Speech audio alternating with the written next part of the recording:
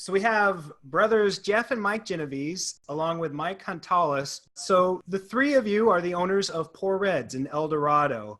Would one of you mind just describing what Poor Reds is? Poor Reds has been an operating bar for almost 100 years. It's been Poor Reds since 1948. The famous gold Cadillac was invented in that bar in 1952, and the building was built in 1856, so it's a historic landmark in El Dorado County, and it's world famous for our ribs and the signature drink, the Golden Cadillac. And so it's been through quite a bit. And here we are in 2020, and now it's going through a pandemic. It's been up and down, and that's probably the most challenging aspect of what we're going through, because the game is changing, the rules are changing, if not weekly and sometimes hourly. I'd laugh, I'd say, this is the plan today at 4 o'clock.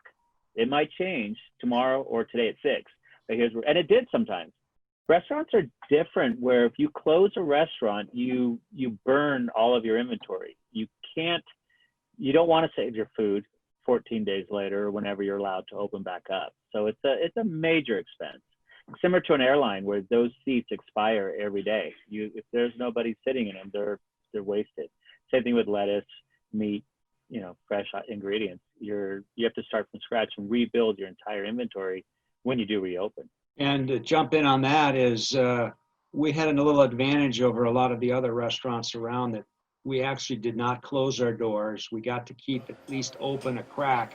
We did keep Poor Reds open for to-go only, with minimum staffing levels, and kept as many people working as we could.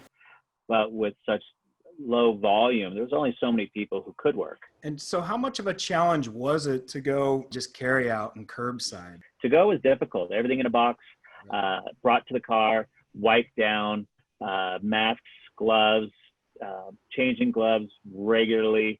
So when did you start serving alcohol? When did we get that notice we could do alcohol? I forget at this point. It seems like it was 5 years ago. Yeah, it was a few weeks, 2 or 3 weeks into the go thing. They allowed containers to go of alcohol, where you had to tape the lid shut so they couldn't drink it on premises.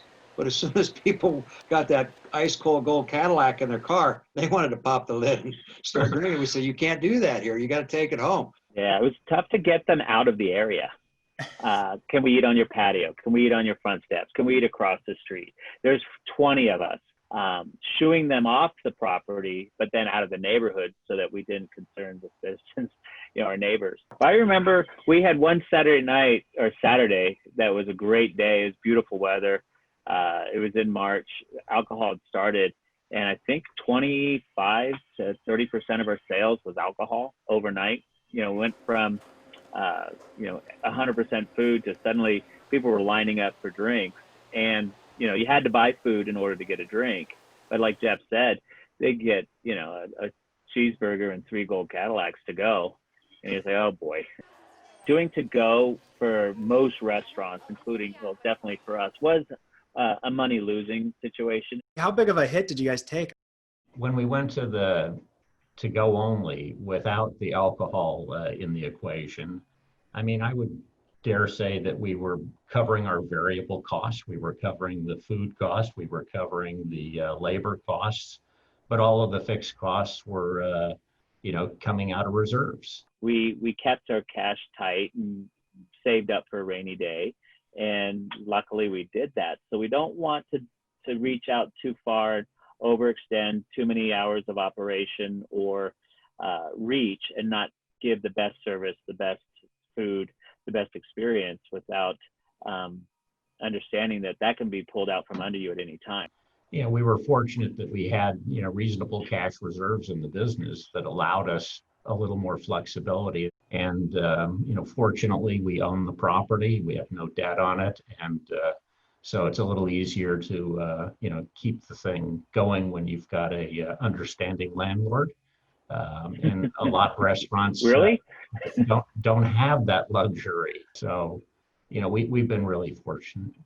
Did you guys get a PPP loan? Tell me about that. We did get a PPP loan. And, we were, I think, fortunate to do that. We didn't get one the first go round, but we did the second.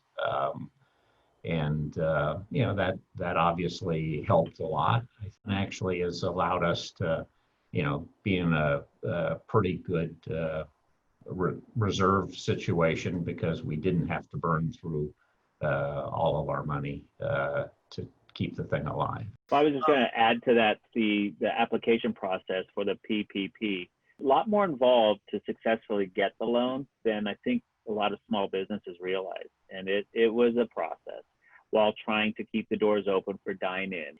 And there were, restaurateurs I spoke to that just couldn't do it. They just physically, mentally, their structure, they couldn't get it done. You said the first time you guys didn't get the loan, but the second time you were able to? We actually had to change our banking relationship to make that happen. But, we were going with a large national bank who we had before, and I think we were a low priority in their pecking order, but we went to a local bank, and shout out to River City.